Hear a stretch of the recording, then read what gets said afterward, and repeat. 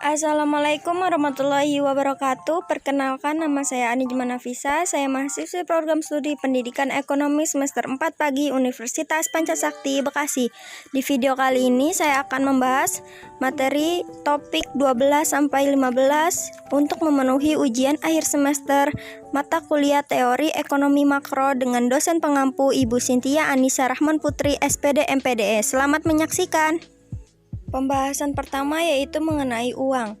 Sejarah uang yang pertama, tahap sebelum barter adalah setiap orang belum mengenai pertukaran dan berusaha memenuhi kebutuhan dengan usaha sendiri.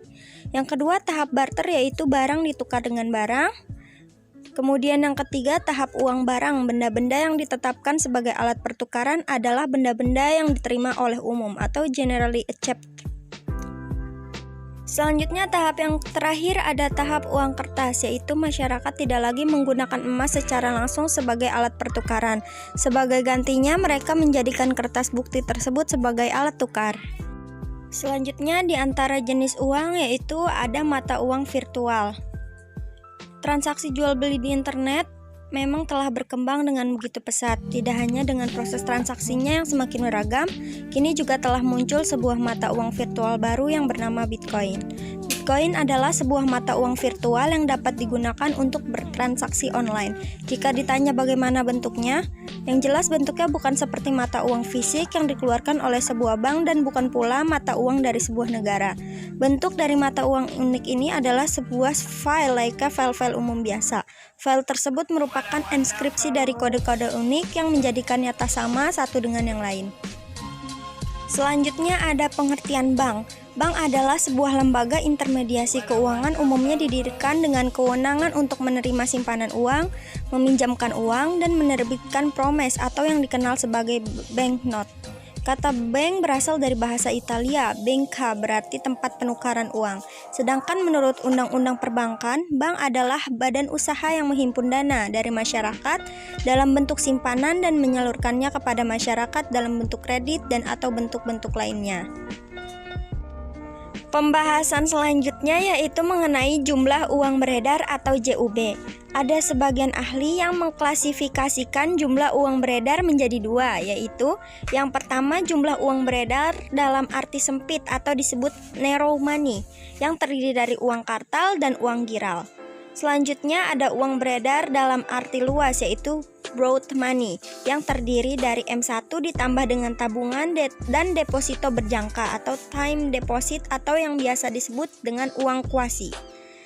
Dan yang terakhir, ahli lain menambahkan dengan M3 yang terdiri dari M2 ditambah dengan semua deposito pada lembaga-lembaga keuangan non-bank, yaitu berupa asuransi dan pegadaian. Selanjutnya, pembahasan mengenai kebijakan moneter. Kebijakan moneter adalah suatu usaha dalam mengendalikan keadaan ekonomi makro agar dapat berjalan sesuai dengan yang diinginkan, melalui pengaturan jumlah uang yang beredar dalam perekonomian. Usaha tersebut dilakukan agar terjadi kestabilan harga dan inflasi serta terjadinya peningkatan output keseimbangan.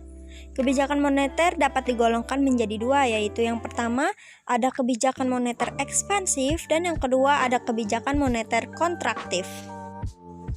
Pembahasan selanjutnya yaitu ada pertumbuhan ekonomi. Pertumbuhan ekonomi adalah perkembangan kegiatan dalam perekonomian yang menyebabkan barang dan jasa yang diproduksikan dalam masyarakat bertambah dan kemakmuran masyarakat menjadi meningkat. Kemudian pertumbuhan ekonomi dapat diartikan juga sebagai proses kenaikan kapasitas produksi suatu perekonomian yang diwujudkan dalam bentuk kenaikan pendapatan nasional. Perekonomian dikatakan mengalami pertumbuhan apabila jumlah balas jasa real terhadap penggunaan faktor-faktor produksi pada tahun tertentu lebih besar daripada tahun sebelumnya. Selanjutnya, pembahasan mengenai ekonomi pembangunan. Ekonomi pembangunan merupakan cabang ilmu ekonomi yang khusus mempelajari masalah-masalah pembangunan ekonomi di negara berkembang.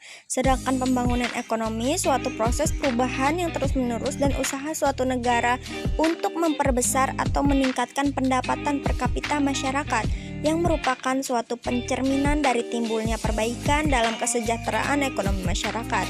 Sedangkan pertumbuhan ekonomi adalah kenaikan pendapatan per kapita masyarakat tanpa memandang apakah terjadi perubahan dalam struktur ekonomi atau tidak. Dan yang terakhir, pembangunan ekonomi harus dipandang sebagai suatu proses multidimensional yang mencakup berbagai perubahan dasar atas struktur sosial, sikap-sikap masyarakat, dan institusi ekonomi dengan tetap mengejar akselerasi pertumbuhan ekonomi, penanganan ketimpangan pendapatan, dan pengentasan kemiskinan. Sekian penjelasan dari saya, semoga dapat bermanfaat semua. Kurang lebihnya saya mohon maaf. Wassalamualaikum warahmatullahi wabarakatuh.